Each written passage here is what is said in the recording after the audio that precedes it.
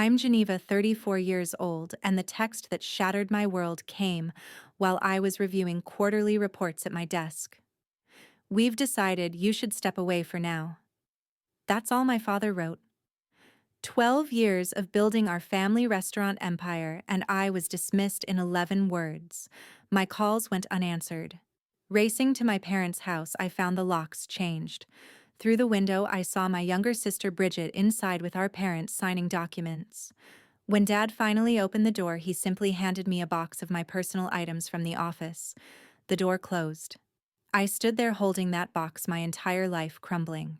Before I continue this story, I'd love to know where you're watching from today. Are you someone who understands the pain of family betrayal? If this resonates with you, please hit that like button and subscribe to hear how I discovered the shocking conspiracy behind my father's text and how I fought to reclaim not just my career, but my family's future. Trust me, what happens next will leave you questioning everything about family loyalty. The weight of that box in my arms felt heavier than just personal items as I stumbled to my car. My hands shook as I drove to our flagship restaurant location, the one where I'd spent countless nights perfecting recipes and systems. My access card beeped red at the employee entrance. Jerry, the security guard who'd watched me grow from a college kid helping in the kitchen to chief operating officer, couldn't meet my eyes. "I'm sorry, Geneva," he mumbled, shifting uncomfortably in his uniform that I'd helped design. "I have orders not to let you in. It's coming from the top." Through the glass doors, I could see into what used to be my office.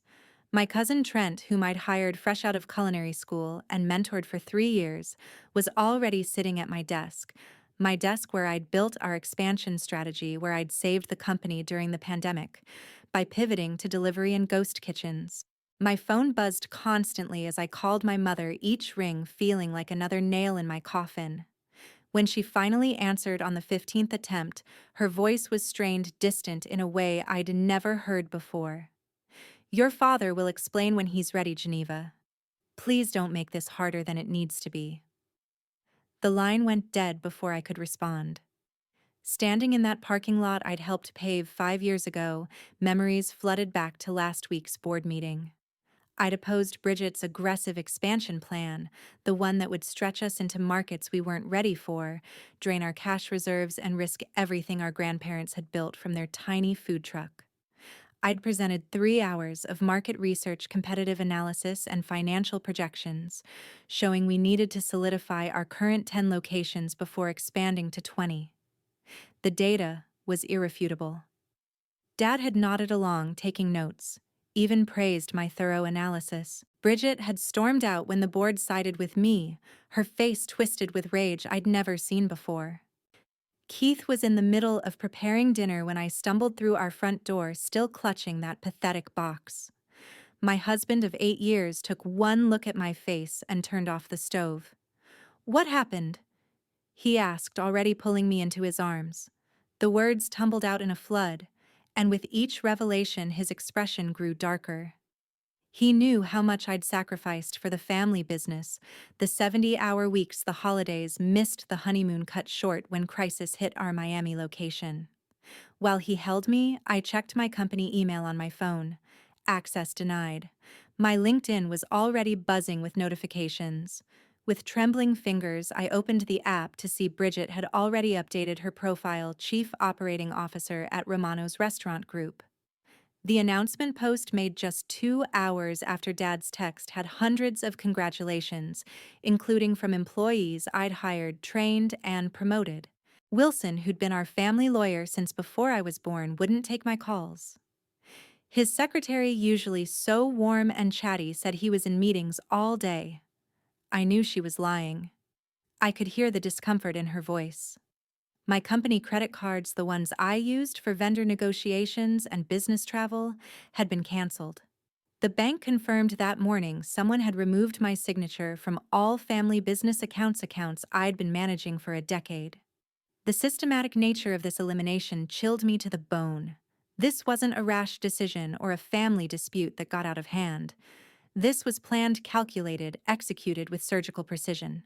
Desperate for answers, I drove to Aunt Maureen's house as the sun set. She'd always been the neutral party in family disputes, the one who saw all sides. She opened the door but didn't invite me in, keeping the chain lock on like I was some stranger. "Geneva, sweetheart." She said, her eyes darting nervously behind me as if checking for witnesses. "It's not my place to interfere in immediate family business." I pressed her, begged her for any information. Finally, she leaned closer, whispering like we were conspirators. "Bridget's been meeting with your father privately for months. Early mornings at his golf club, late evenings at the house when you were traveling for work. She had folders, Geneva. Thick folders." The door closed softly but firmly in my face. The next morning arrived with a formal courier at 7 sharp, the kind that requires signature confirmation. The letter, on official company letterhead I'd personally redesigned 2 years ago, terminated my employment from all positions effective immediately. The reasons listed were so absurd I actually laughed through my tears. Performance issues when I'd exceeded every metric for 5 straight years. Conflicts of interest when my entire life revolved around the family business. Failure to align with company values when I'd written those values myself during our rebranding. The signature at the bottom was my father's, but the language, the cold corporate speak, that was all Bridget. She'd probably dictated it to him word for word. My phone rang while I was still processing the termination letter. Carla, my assistant for 4 years, was whispering from a bathroom stall at the office. "Geneva, I shouldn't be calling, but you need to know what's happening. Bridget's been collecting some kind of evidence for months. She had IT give her access to your computer last month, said it was for a board presentation. She's been in your office after hours going through everything. I saw her photographing documents from your desk drawers. When I asked what she was doing, she said she was conducting an internal audit." Carla's voice cracked. "She's been telling people you were planning to leave and start a competing restaurant. She showed emails where you were meeting with Chef Martinez and Chef Liu. Geneva, I know those were about your dad's surprise party, but she's twisted everything." The pieces clicked into place with sickening clarity. Those innocent coffee meetings with chef friends planning a surprise 60th birthday celebration for Dad, with all his culinary heroes, had been photographed, documented, and reframed as conspiracy. The venue research I'd done for the party became evidence of scouting competitor locations. The vendor conversations about special ordering Dad's favorite vintage wine became proof of establishing alternative supply chains. Bridget had taken my love for our father and weaponized it against me. When Wayne finally returned my 43 calls, his voice carried none of the warmth I'd known for 34 years. My older brother, who'd taught me to ride a bike, who'd walked me down the aisle when Dad was recovering from surgery, spoke to me like I was a hostile business rival. "You were getting too ambitious, Geneva," he said, and I could practically hear Bridget's words coming out of his mouth. "This is a family business, not some corporate ladder for you to climb. Maybe it's time you remembered that." When I tried to explain to defend myself, he cut me off. "Bridget showed us everything. The secret meetings, the emails about new ventures, the way you've been positioning yourself as the face of the company. Dad built this for all of us, not just for you." The pain in my chest was physical. This wasn't just professional assassination, it was personal annihilation. Later that day, through my fog of disbelief, I learned why Wayne had turned so completely. Bridget had promised him that her expansion plan included his dream project, a sports bar concept he'd been sketching on napkins since college. She'd shown him mock-ups, locations, even a proposed menu featuring his beloved wings recipe. Of course, I'd seen the real financial projections hidden in her plan. There was no money allocated for Wayne's sports bar. It was bait, pure and simple, and my brother had swallowed it whole. Keith suggested getting a lawyer immediately, but I still believed this could be handled within the family. How naive I was. I drove to Uncle Robert's office at the warehouse. He'd co-founded the company with my father 40 years ago, starting with one food truck and a dream. Surely he'd see through this madness. But when his secretary let me into his office, Robert couldn't look me in the eye. His hands trembled as he pushed a folder across his desk. "Bridget brought these to me last week." he said quietly. Geneva, the evidence it's overwhelming. Inside were expense reports, my expense reports, but they'd been altered. Legitimate business dinners with suppliers now showed personal charges. Team celebration lunches were reframed as lavish personal spending. Hotel stays for restaurant inspections were tagged as vacation expenses.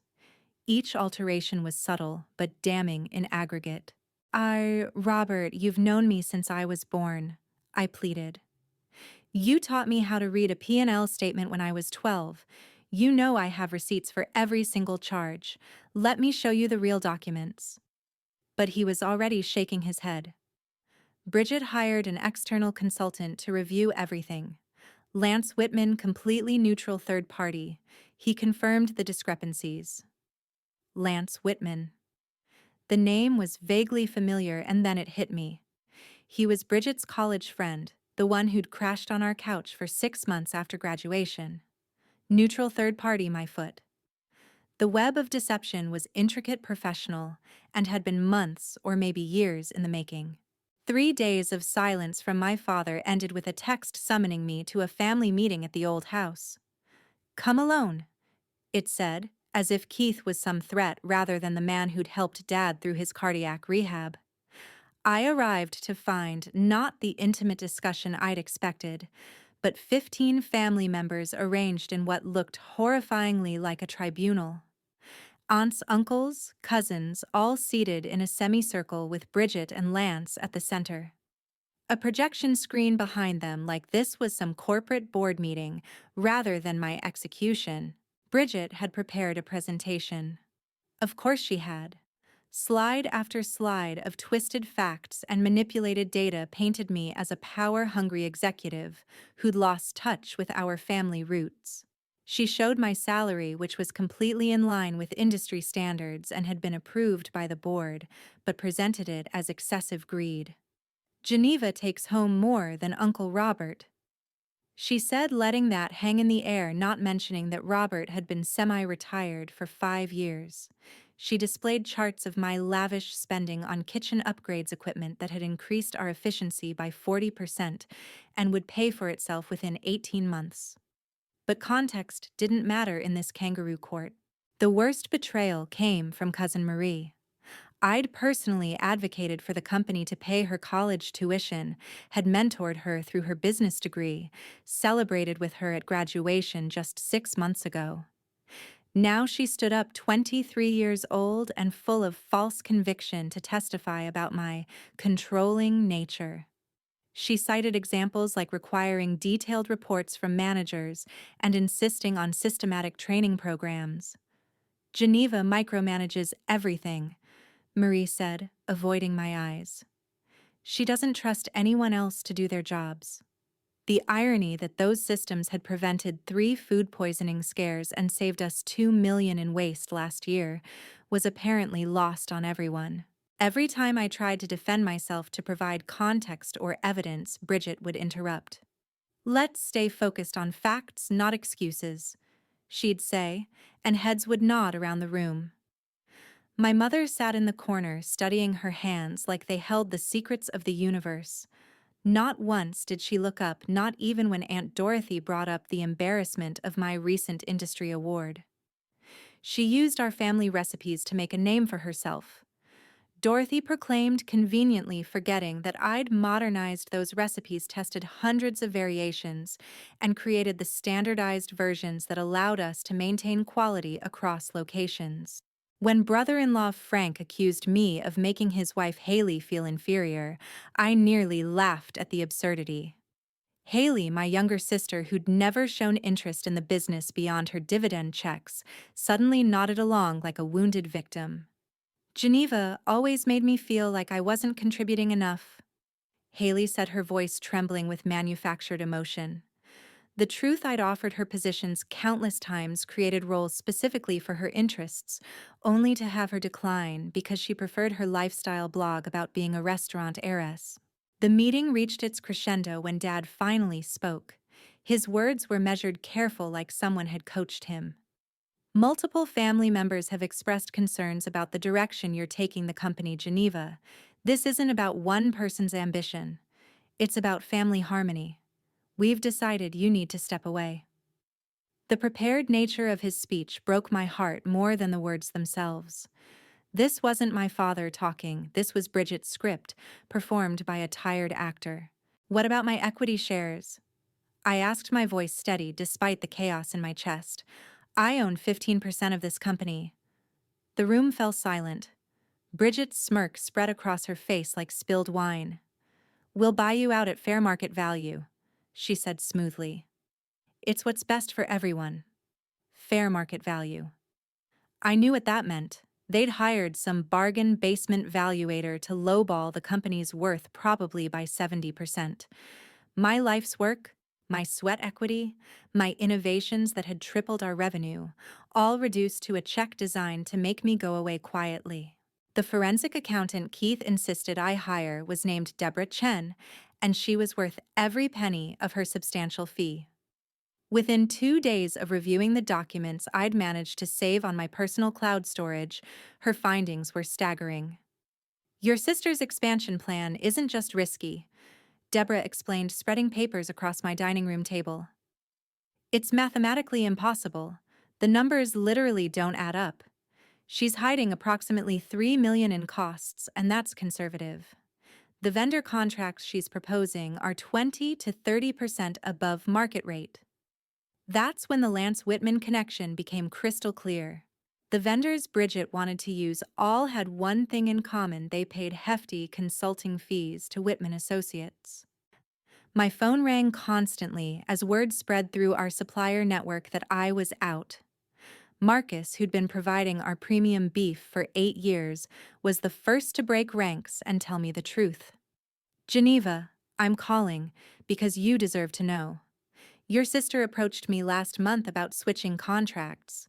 When I told her I was happy with our current arrangement, she said I'd regret not playing ball. 2 days later, health inspectors showed up for a random inspection. They found violations that didn't exist until they looked hard enough to create them. The message was clear. 3 other suppliers shared similar stories. Bridget had been systematically threatening our entire supply chain, preparing to switch to vendors who'd pay her kickbacks through Lance. The restaurant's quality decline started immediately. Rachel, a food critic friend who'd given us glowing reviews for years, called me personally. Geneva, I ate at 3 locations this week. What's happening? The consistency is gone, portions are off, and I found frozen vegetables in what should be fresh seasonal sides. The head chef at downtown quit mid-service yesterday. She paused, then added carefully, I'm also hearing concerning rumors about your mental health. Someone's been telling people you had a breakdown, that you were removed for your own good. The anonymous package arrived at my home via overnight delivery with no return address. Inside was a USB drive containing security footage from our corporate office. I watched in sick fascination as Bridget entered my office repeatedly after hours using a master key she wasn't supposed to have. The timestamp showed her there as late as 3 in the morning, photographing documents, accessing my computer, even installing something on my hard drive. In one particularly damning clip, she was on the phone while rifling through my files. Though there was no audio, her gestures and the documents she held up to the camera made it clear she was reporting her findings to someone. My visit to Davidson, a lawyer with no connections to our family, revealed a crucial detail Bridget had missed in her meticulous planning. Your equity shares have an ironclad protection clause, he explained, pulling up the shareholder agreement on his screen. You insisted on it 5 years ago during the restructuring. Your shares cannot be forcibly purchased without your consent, and any attempt to dilute them requires a 75% supermajority vote. I remembered that negotiation, how Dad had resisted, but I'd held firm, sensing even then that protection might be necessary. Bridget's plan had assumed she could force me out completely, but legally I remained a significant shareholder with voting rights. Uncle Robert's wife Linda reached out through a mutual friend, suggesting we meet at a coffee shop 2 towns over. She arrived wearing sunglasses and a hat, like we were in some spy movie, which would have been funny if the situation weren't so serious. Robert hasn't slept properly in weeks, she confided, clutching her coffee cup like a lifeline. He knows what's happening is wrong, but Bridget has leverage. Years ago, Robert made some tax mistakes. Nothing malicious, just errors from when he was handling the books alone. He fixed everything, paid penalties, but Bridget somehow got the documentation. She told him if he didn't support removing you, she'd make sure the IRS took another very close look at those years. This wasn't just corporate maneuvering anymore. This was systematic blackmail. How many family members were being similarly pressured? The private investigator Bridget had hired, I learned from Linda, had been digging into everyone's past for over a year. DUIs from decades ago, affairs, financial mistakes, medical issues kept private, anything that could be used as leverage. The family meeting hadn't been a tribunal, it had been a hostage situation. Jordan, one of our junior managers, risked his job to meet me at a diner outside the city. He pulled up spreadsheets on his phone showing the daily sales figures. Revenue is down 18% in 2 weeks. He whispered, constantly checking over his shoulder. The new suppliers Bridget's using are a disaster. We're getting complaints about food quality, late deliveries, wrong orders. 3 of our best servers quit when they heard you were gone. The sous chef at the beach location walked out during the dinner rush last night. Morale is in the toilet, and Bridget's response is to have more meetings about vision alignment while everything burns. The morning I decided to fight back, I put on my best suit, the navy one I'd worn to accept the Restaurant Innovation Award that had so offended Aunt Dorothy. If they wanted a corporate warrior, I'd give them one. My first move was calling an emergency shareholders meeting, exercising my rights as a 15% owner. Bridget tried to block it through Wilson, but Davidson had already filed the proper notices. Legally, she couldn't stop it, though she tried everything from scheduling conflicts to claiming I was no longer mentally competent to participate in company governance. The meeting was scheduled for the following Tuesday at a neutral location, a hotel conference room downtown. I arrived early to set up my presentation, my own collection of slides that would counter Bridget's fiction with facts. Deborah Chen had worked around the clock to prepare a comprehensive forensic accounting report. We had bank statements showing the cost overruns, contracts exposing the kickback schemes, and projections demonstrating that Bridget's plan would bankrupt the company within 18 months. Family members filed in, many avoiding eye contact. Bridget arrived last, flanked by Lance, and 2 people I didn't recognize, but assumed were lawyers. She'd tried to pack the room with her allies, but I'd done my homework too. Several minority shareholders who'd been ignored for years were present, having received personal calls from me explaining what was at stake. The projection screen I'd set up showed a simple slide, the truth about Romano's restaurant group. I began with the security footage, letting the video speak for itself. Gasps filled the room as family members watched Bridget breaking into my office, stealing documents, photographing confidential information. This is just a small sample, I said calmly. I have 43 hours of footage showing systematic theft of corporate property and trade secrets. Bridget jumped up, shouting that the footage was fake, edited, taken out of context. But the timestamps were clear, the actions undeniable. Next came the financial analysis. Deborah Chen took the floor, her credentials impeccable, her presentation devastating. She showed how Bridget's expansion plan wasn't just risky, but fraudulent. The construction costs were inflated by 40%, with the excess flowing to shell companies connected to Lance Whitman. The vendor contracts would cost us an additional $2 million per year in unnecessary expenses. In my professional opinion, Deborah concluded, this plan seems designed to extract maximum cash from the company in the shortest time possible. Wayne's face changed as I showed the real allocation of resources in Bridget's plan. His beloved sports bar wasn't just underfunded, it didn't exist in the actual documents at all. It was a PowerPoint fantasy designed to secure his vote. Marie discovered that the management position she'd been promised had already been filled by one of Lance's associates. The promises made to each family member evaporated under scrutiny like morning mist. When I played the recording of Bridget threatening Uncle Robert, the room erupted. Robert himself stood up, tears streaming down his face. "It's true," he said, his voice breaking. "She's been holding my past mistakes over my head for months. I'm sorry, Geneva. I'm so sorry." The dominoes began falling as other family members found their courage. Aunt Maureen admitted Bridget had threatened to reveal her son's stint in rehab to his employer. Cousin David confessed she'd promised to bury a sexual harassment complaint from his past if he supported her. Bridget's mask didn't just slip, it shattered completely.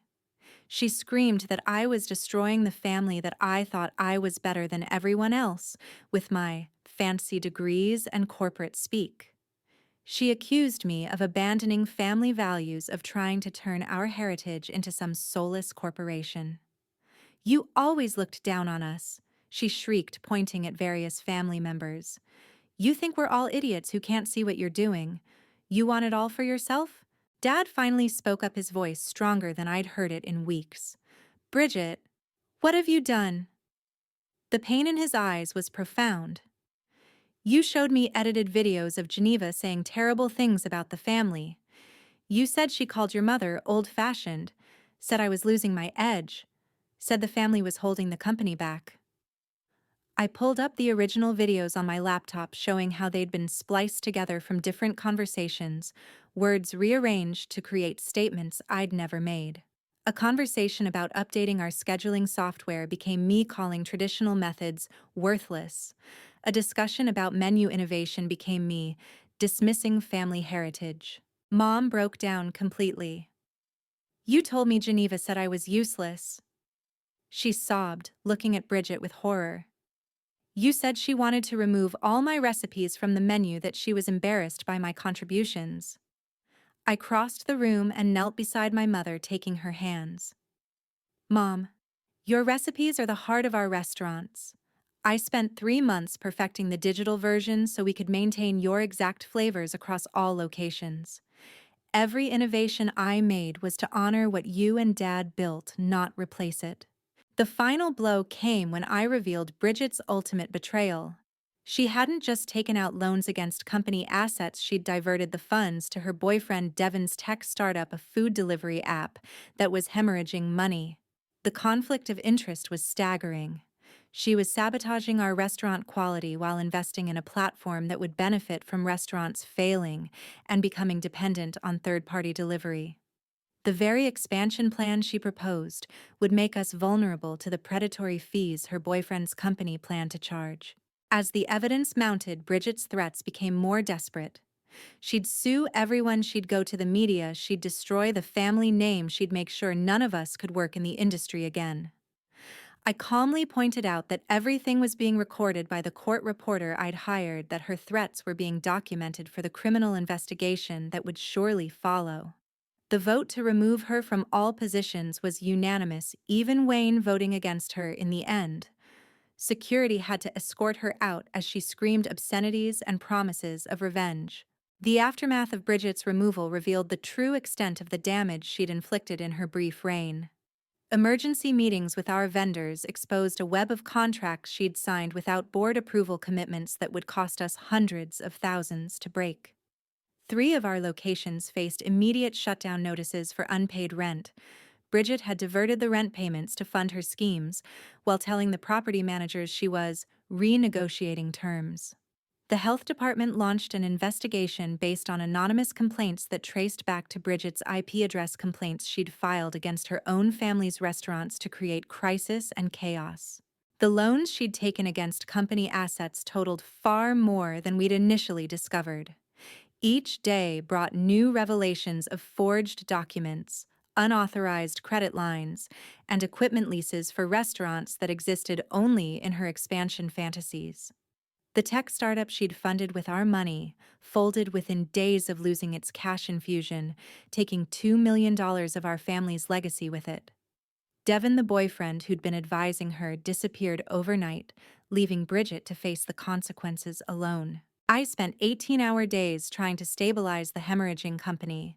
We had to lay off 60 employees, people who'd done nothing wrong except trust leadership that had betrayed them. Each termination letter I signed felt like a personal failure, even though the alternative was complete collapse. The restaurant in Providence closed permanently, unable to recover from the vendor switches and staff exodus. Our flagship location, where my grandparents had served their first customers, operated at half capacity, while we rebuilt supplier relationships and retrained staff. The family's dirty laundry, which Bridget had threatened to air, came out anyway, but not in the way she'd intended. Uncle Robert himself went to the IRS, disclosed his past errors fully, and worked out a payment plan. His transparency and the fact that he'd already corrected the mistakes years ago resulted in minimal penalties. Other family members followed suit, confronting their past mistakes openly rather than living in fear. Bridget's leverage evaporated as people chose truth over blackmail. Criminal charges were filed after the forensic investigation revealed the full scope of the embezzlement.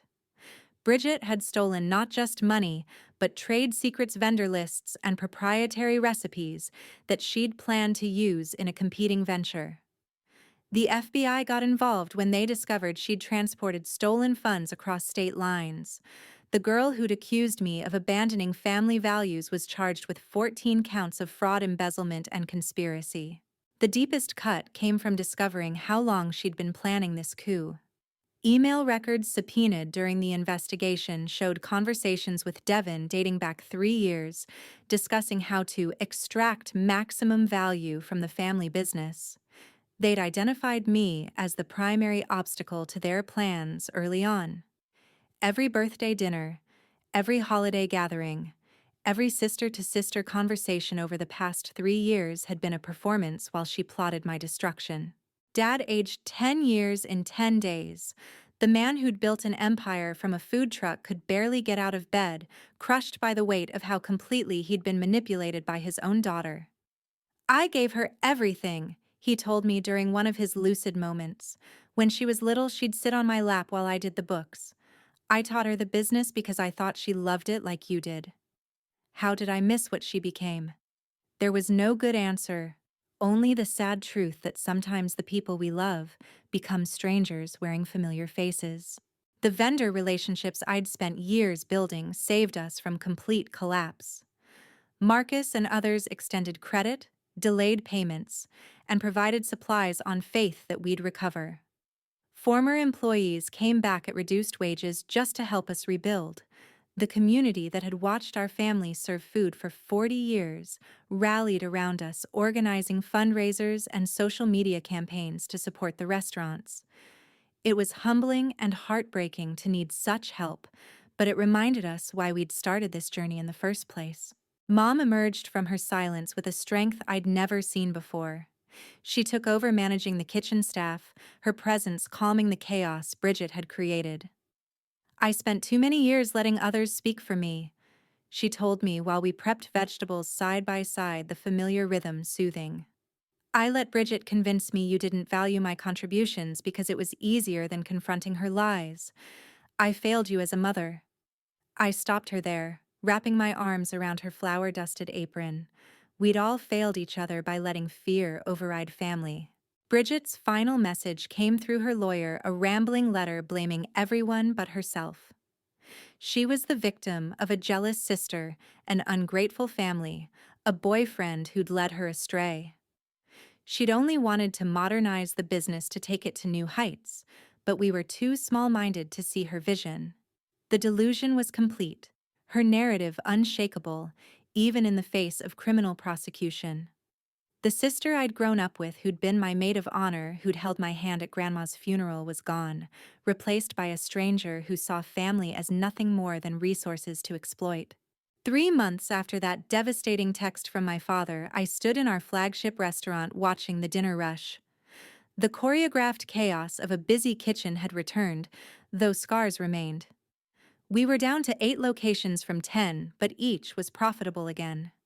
The expansion Bridget had pushed would have destroyed us, but the contraction, painful as it was, had saved the company.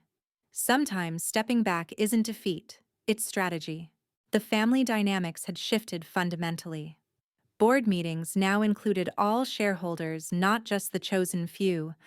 Financial transparency became our new religion, with quarterly reports available to every family member who held even a single share. We implemented governance structures that would prevent any individual from accumulating the power Bridget had seized. Trust, once broken, required new foundations built on verification and accountability.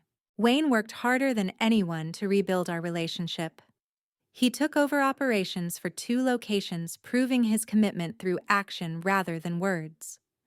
The sports bar he'd dreamed of became reality, but as a food truck that toured between our restaurants, testing concepts and building its own following. "I'm sorry I believed her over you," he told me during one late-night inventory session. "She knew exactly what I wanted to hear and used it against both of us." Forgiveness came easier than forgetting, but we were both trying. Uncle Robert instituted what he called Truth Fridays, family meetings where anyone could raise concerns without fear of retribution. The blackmail culture Bridget had cultivated died in the sunlight of open communication. Secrets lost their power when shared willingly. These meetings were awkward, at first people dancing around issues, but gradually became spaces for genuine problem-solving and connection. The criminal trial loomed, but I'd made my peace with testifying against my sister. The Bridget I'd loved hadn't committed these crimes a stranger wearing her face had. During therapy sessions that Keith insisted we both attend, I processed the grief of losing a sibling not to death, but to choices.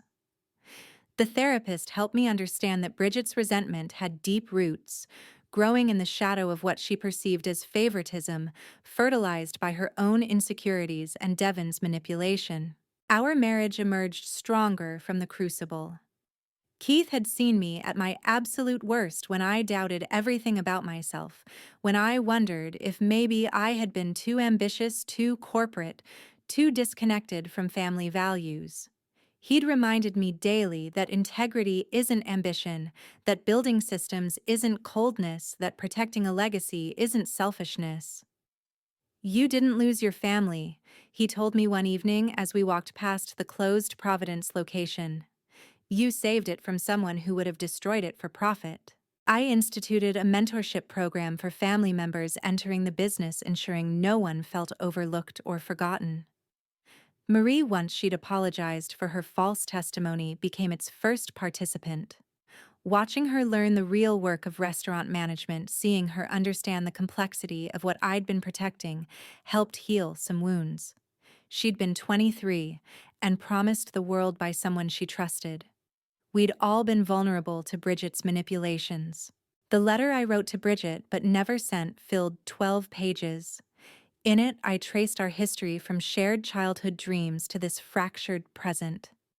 I wondered when the sister who'd helped me design my first menu had been replaced by someone who saw family as obstacles to overcome. I asked questions that had no answers. Was there a moment I could have intervened? Had my success really caused her such pain?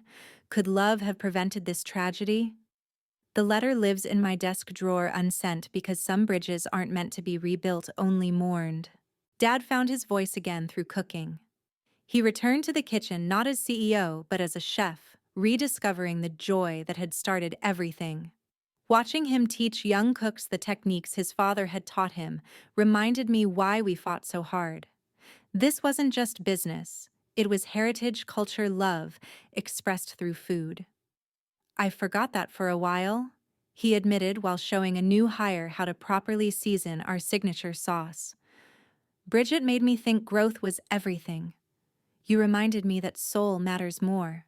The surprise 60th birthday party I'd been planning when Bridget surveilled my meetings finally happened 6 months late, but more meaningful for the delay. Chef Martinez and Chef Liu joined a dozen culinary legends in celebrating not just Dad's birthday, but our survival. As he stood surrounded by peers and family, tears streaming down his face, he pulled me aside. "I almost let her take this from us," he whispered. "Not just the restaurants, but these connections, this love. Thank you for being stronger than my weakness." 6 months after the coup attempt, an unexpected ally emerged. Wilson, our former family lawyer who'd aided Bridget's takeover, reached out through Davidson. His conscience, it seemed, had limits. He provided documentation showing how Bridget had manipulated him, threatened his firm with fabricated malpractice claims, and promised future business that never materialized. His testimony would prove crucial in the criminal case, another professional who'd been swept up in her web of deception. The restaurant industry, small and interconnected as it is, had watched our drama unfold. What surprised me was the support from competitors who could have capitalized on our weakness. Instead, they recommended us to event planners, shared supplier connections, and even lent staff during critical shortages.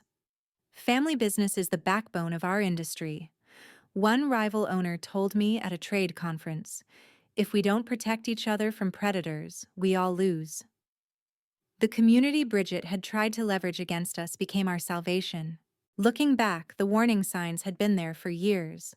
The way Bridget always kept score, measuring love in material terms. How she'd reframe every family story to cast herself as the overlooked victim. The jokes that weren't really jokes about me being the golden child. The comments about my husband coming from money when Keith's family was solidly middle class. The resentment disguised as sibling rivalry. We'd all dismissed these red flags as personality quirks, family dynamics that every household navigates. Mom started a journal documenting recipes not just as ingredients and techniques, but as stories. Each dish connected to memory, tradition, and the people who'd shaped our culinary heritage. "I spent so many years being quiet," she explained while writing about her mother's Sunday gravy. "I let others tell our story. Bridget knew I wouldn't fight back, and she used that against all of us. Never again." Her newfound voice became a cornerstone of our rebuilding, reminding us that strength comes in many forms. The financial recovery was slow, but steady. We paid back the emergency loans from supportive vendors first, often with interest they hadn't asked for, but deserved. The Providence location found new life as a culinary incubator, renting kitchen space to food entrepreneurs who couldn't afford their own facilities. From our loss came opportunity for others, a silver lining Bridget never could have envisioned. Her greed had accidentally created generosity. I returned to my office, the one Trent had occupied during the coup, to find he'd left a note in the desk drawer. "Geneva, I knew it was wrong, but I was 25 and ambitious, and she made me believe you were holding me back. You gave me every opportunity, and I repaid that with betrayal. I don't ask for forgiveness, just want you to know I see clearly now. Be careful who you trust with your dreams." He'd moved across the country, but the warning resonated. Trust would forever carry an asterisk in my heart. The upcoming trial forced us to relive the betrayal in depositions and document reviews, but it also provided catharsis. Each piece of evidence filed was another step toward justice, not revenge. I didn't want Bridget destroyed, just stopped. The prosecutor assured us her cooperation might reduce the sentence, but she remained defiant, still spinning narratives where she was the victim of a jealous family that couldn't appreciate her vision. Keith and I started trying for a family of our own, something we'd postponed during the chaos. "Our kids will know their worth isn't measured against their siblings," he promised during a particularly difficult fertility treatment. "They'll understand that love isn't a competition and family isn't a resource to be mined." If Bridget's betrayal taught us anything, it was how to raise children who see abundance where she saw scarcity. As I write this sitting in the office that almost wasn't mine anymore, I can see the photo wall Grandma started decades ago. 4 generations of Romanos serving food-building community, creating legacy. Bridget's photo has been removed not out of spite, but necessity. Some family members argued for keeping it, saying we shouldn't erase history. But looking at her smiling face while knowing what she'd planned felt like keeping a loaded weapon on display. The deepest lesson from this ordeal isn't about business or betrayal, it's about the stories we tell ourselves. Bridget had written a narrative where she was perpetually wronged, where her failures were always someone else's fault, where taking what she wanted was justified by imagined slights. We'd all contributed to that fiction by not challenging it early by choosing family harmony over hard truths. Love without accountability isn't love, it's enabling. Our company motto painted on the wall of every location reads, "Family feeds family." Bridget had interpreted that as nepotism, as permission to take, because she was blood. But the real meaning, the one my grandparents intended, was about service.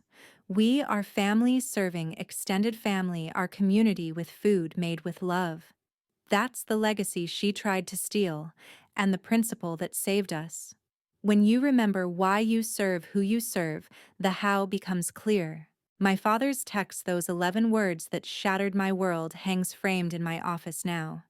Not as a trophy, but as a reminder. We've decided you should step away for now. In trying to push me out, Bridget had actually pushed me deeper in. I discovered that my identity wasn't tied to title or position, but to purpose. The step back became a leap forward, just not in any direction she'd anticipated. The family business survived, scarred, but stronger. We'd learned that blood doesn't guarantee loyalty, that ambition without ethics is destruction, that the most dangerous betrayals come wrapped in familiar love. But we'd also discovered that truth eventually surfaces, that integrity attracts support, and that real family is defined by actions, not genetics. Some lessons cost everything to learn. This one nearly did. Success, I've learned, isn't about being right or winning. It's about maintaining your integrity when everything collapses around you. It's about choosing difficult truths over comfortable lies. It's about protecting what matters even when the protectors become threats. Family bonds can indeed be weapons or shields, and the choice of which they become often isn't yours. But you can choose how you respond when the weapon is drawn. Sometimes I still reach for my phone to text Bridget about a funny customer interaction or a new recipe idea. The muscle memory of sisterhood doesn't die easily. Then I remember that the person I'd text doesn't exist anymore. Maybe never did outside my hope.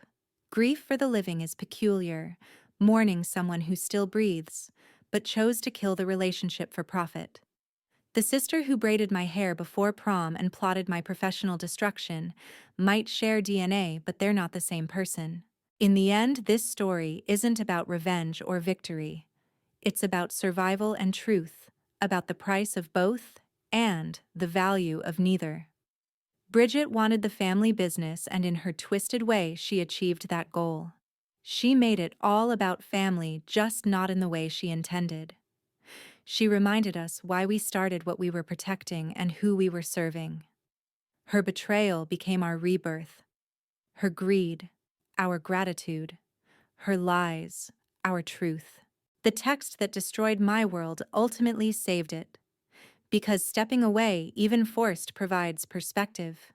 You see the whole forest, not just the trees someone's trying to burn. You recognize who stands with you in the ashes and who lit the match. You learn that family isn't about shared blood but shared values, that business isn't about profit but purpose, that betrayal isn't about the knife, but who wields it. Most importantly, you discover that when someone demands you step away, sometimes the strongest response is to step forward, just more carefully than before. What would you have done in my position if your own family turned against you, fed lies disguised as love? Would you have fought back or walked away? Have you ever discovered that someone you trusted completely had been plotting against you for years? I'd love to hear your stories of betrayal and triumph in the comments below. If this story resonated with you, if you felt the sting of family betrayal or workplace deception, please hit that like button and subscribe to hear more stories of resilience and truth. Share this with anyone who needs to hear that they're not alone in facing family dysfunction, that survival is possible, and that sometimes the greatest betrayal leads to the greatest breakthrough. Thank you for joining me on this painful but ultimately liberating journey. Remember, your worth isn't determined by those who try to diminish it, but by your courage to stand tall despite their efforts. Until next time, stay strong, stay true, and never let anyone else write your story.